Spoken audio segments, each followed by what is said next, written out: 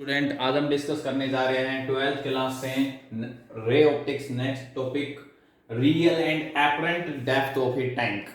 जो टैंक होता है, वाटर टैंक होता है, वो उसकी जो एक्चुअली में जो डेप्थ होती है, ठीक है, वो लाइट के रिफ्रैक्शन की वजह से वो आपको कम दिखाई देती है थोड़ी, ठीक है। वो आपको जैसे मान लो रियल डेप्थ है उसकी मान लो 40 सेंटीमीटर, ठीक है, या 40 फीट है आपके पास, डेप्थ में है, ज्यादा डेप्थ है, लेकिन आपको जो दिखाई देती है वो लाइट के रिफ्रैक्शन की वजह से वो आपको कम दिखाई देती है, ठीक है।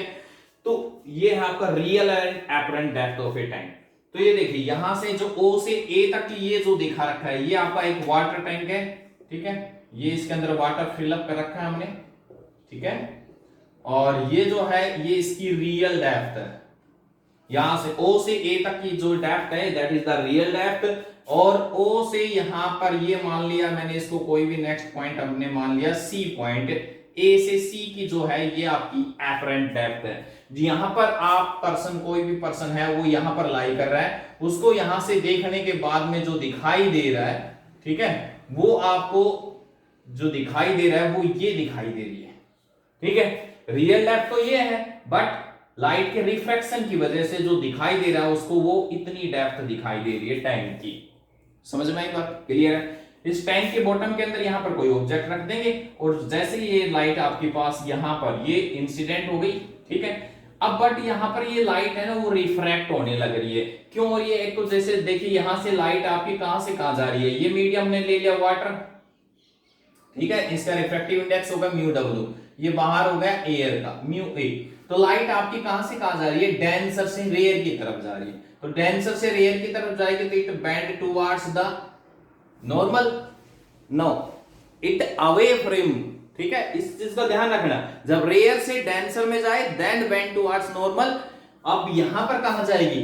अब आपकी बैंड होगी अवे फ्रॉम नॉर्मल, ठीक है, क्योंकि कैसे जा रही है? डेंसर से रेयर में जा रही है, ठीक है। ये छोटी छोटी चीजें हैं जो याद रखनी है आपको। तो ये हमारा क्या हो जाएगा? एंगल ऑफ इंसिडेंट हो जाएगा और ये एंगल ऑफ रिफ्रैक्शन हो जाएगा, ठीक है। जब ये आई है तो ये इसका अल्टरनेट एंगल आई हो जाएगा, ठीक है, और ये आपका अल्टरनेट एंगल आर हो जाएगा, ठीक है। आई बात समझ में? क्लियर है? अब यहां पर हम बी पॉइंट के ऊपर स्नेल्स लॉ अप्लाई करेंगे। चलिए क्या होगा भाई? आपको याद है स्नेल्स लॉ मैंने कैसे बताया था आपको? सिंपल सा, कभी भी मार नहीं खाएंगे, अदरवाइज तो आप भूल जाएंगे कि साइन आई अपॉन में R is equal to mu two mu one या म्यू डब्ल्यू म्यू एयर कौन सा है, ठीक है। तो ऐसा सस्पेंस नहीं रखना है आपको। सिंपल मैंने बताया था कि जिस मीडियम से लाइट आ रही है उसका एंगल ऑफ साइन इनटू में उसका refractive index mu W is equal to होगा जिसमें जा रही है उसका refractive index and angle of sine, ठीक है। आई बात समझ में? यहां से हमें क्या रिजल्ट मिला?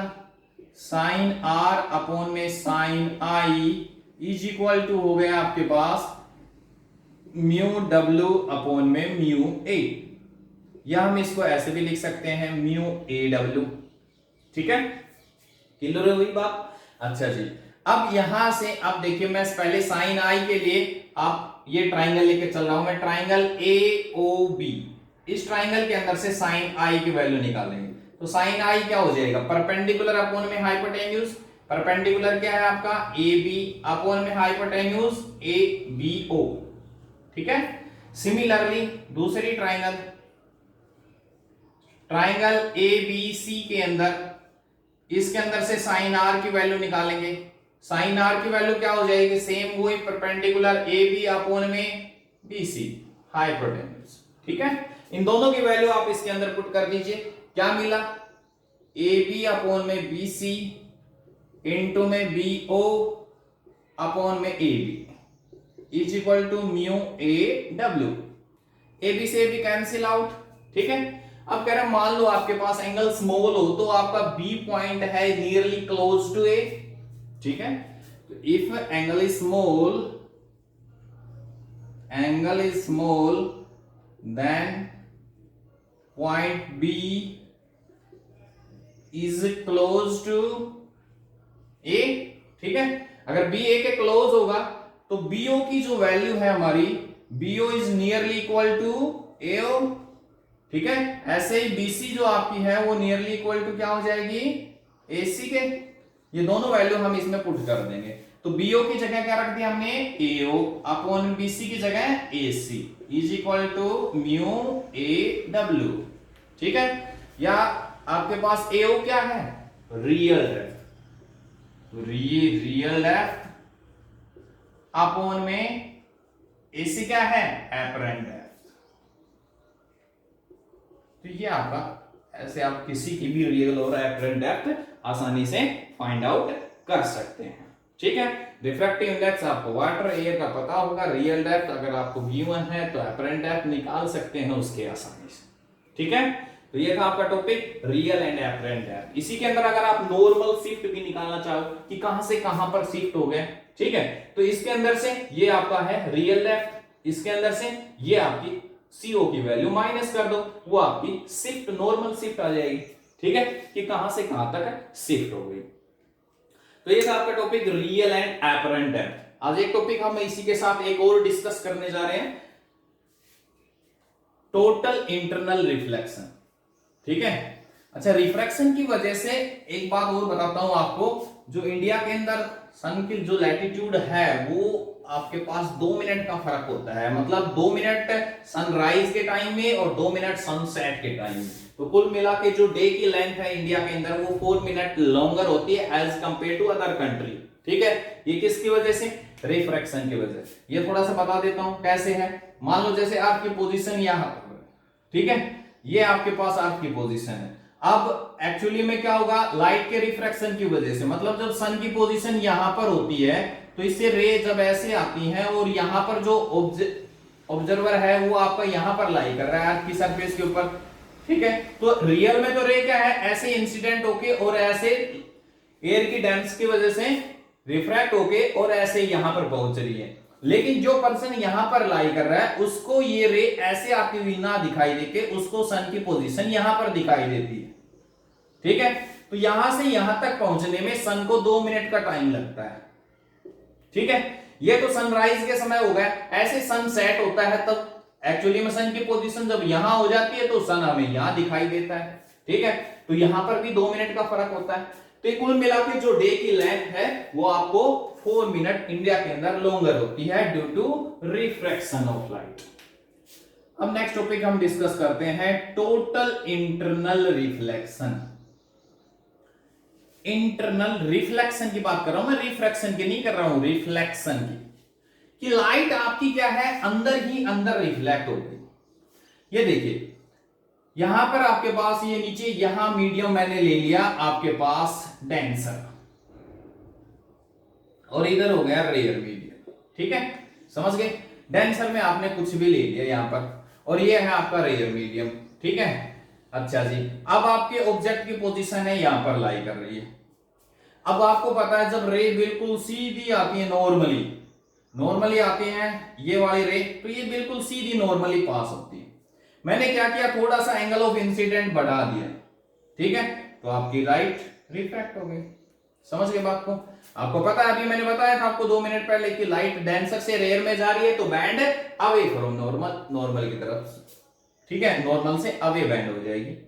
चलिए फिर मैंने क्या किया, थोड़ा सा एंगल ऑफ इंसिडेंट और बढ़ाया, ये और बैंड हो गई। फिर मैंने क्या किया, थोड़ा सा एंगल ऑफ इंसिडेंट और बढ़ाया, ये जो रे है ये इसी के पैरेलल हो गई आपकी, ठीक है, समझ में आई बात। फिर मैंने क्या किया, थोड़ा सा एंगल ऑफ इंसिडेंट और बढ़ाया तो ये रे आपकी इंटरनली ही रिफ्लेक्ट हो गई। That is known as the total internal reflection, shortcut में इसको TIR भी बोलते हैं। कि लाइट आपकी अंदर की अंदर ही रह गई, डेंसर मीडियम से आपकी एमिट हुई थी और उसी मीडियम में ही रह गई, उसको बोलेंगे टोटल इंटरनल रिफ्लेक्शन, ठीक है। अब ये देखिए, जब लाइट आपकी यहां पर इंसिडेंट हुई थी, ठीक है, जिस एंगल ऑफ इंसिडेंट पे, और लाइट आपकी इसी सरफेस के पैरेलल हो गई, इस एंगल को हम यहां पर बोलेंगे क्रिटिकल एंगल। जब एंगल ऑफ इंसिडेंट, ये जो रे है आपकी, ये जब इसके पैरेलल हो जाती है तो इस एंगल ऑफ इंसिडेंट को यहां पर हम क्या बोलेंगे, क्रिटिकल एंगल। समझ गए बात को। क्रिटिकल एंगल वो एंगल ऑफ इंसिडेंट होगा जब रे आपकी रिफ्रैक्शन के बाद उसी के बिल्कुल सरफेस के पैरेलल हो जाए, उसको हम क्रिटिकल एंगल बोलेंगे, ठीक है। फिर मैंने थोड़ा सा एंगल ऑफ इंसिडेंट और बढ़ाया और ये आपकी इंटरनली रिफ्लेक्ट होगी। क्लियर हुई बात?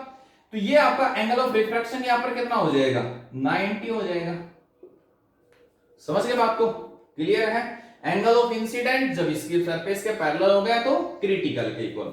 आप इस पॉइंट के ऊपर स्नेल्स लॉ लगाइए। हमने क्या किया, इसका रिफ्रैक्टिव इंडेक्स ले लो कुछ भी, इसका मैंने नाम दे दिया a, म्यू a, इसका हो गया म्यू b।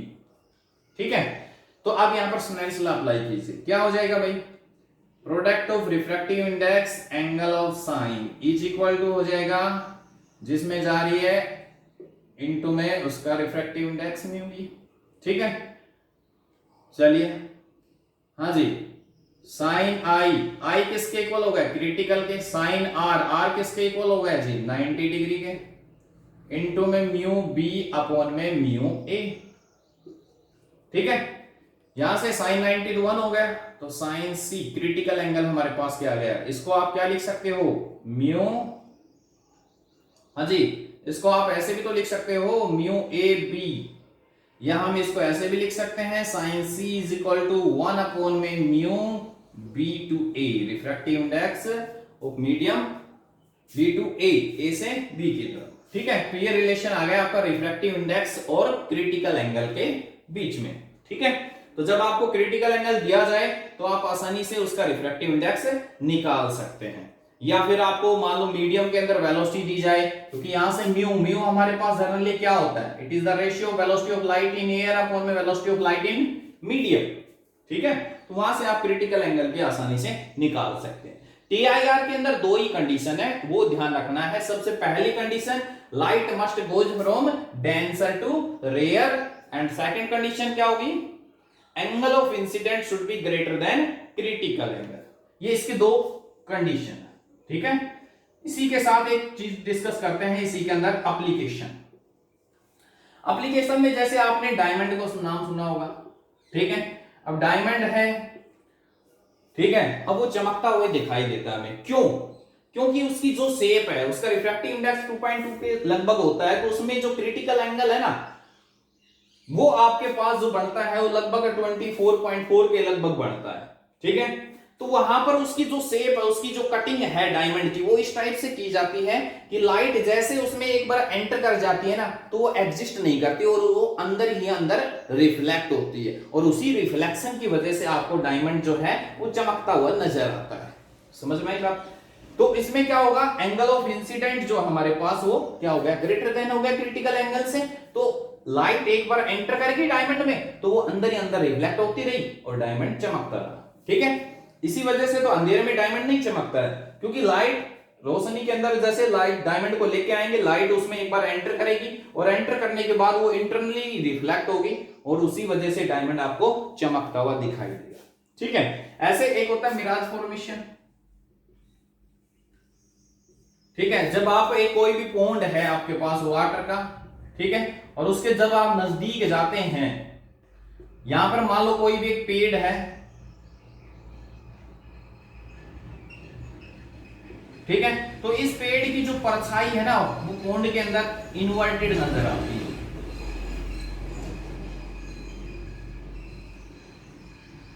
पॉन्ड के अंदर, ठीक है, ये वाटर पॉन्ड हो गया, तो यहां पर जैसे वाटर पॉन्ड के अंदर जैसे इन्वर्टेड इमेज नहीं दिखाई देती है।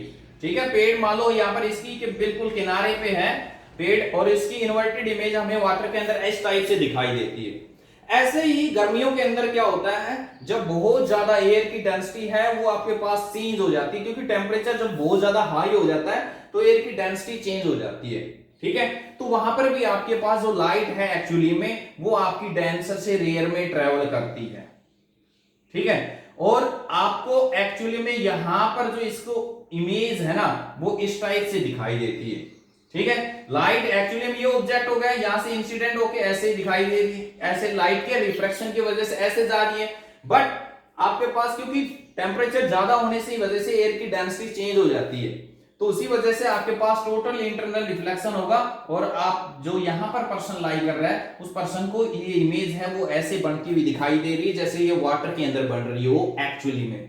ठीक है, लेकिन ऐसा होता नहीं है। ये किसकी वजह से दिखाई दे रहा है, एयर की डेंसिटी चेंज होने की वजह से, क्योंकि टेम्परेचर जब ज्यादा होता है तो एयर की डेंसिटी चेंज हो जाती है, और उसी वजह से लाइट आपकी रिफ्रैक्शन से मतलब सॉरी डेंसर से रेयर में जब रिफ्रैक्ट होती है तो इसकी इमेज हमें ऐसे दिखाई देती है।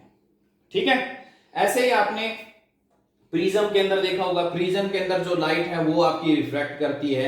एक ऑप्टिकल फाइबर आपने सुना होगा, ऑप्टिकल फाइबर। ठीक है, ये ट्रेड फेयर्स या कोई भी फेयर्स वगैरह होते हैं उनके अंदर छोटा सा गुलदस्ता होता है ये। इसमें कैसी पोजीशन होती है, नीचे तो ऐसे राउंड शेप में होती है, फिर यहां पर एक ट्यूब होती है और यहां पर बिल्कुल फाइबर के पतले पतले से वायर होते हैं, बहुत फाइबर के।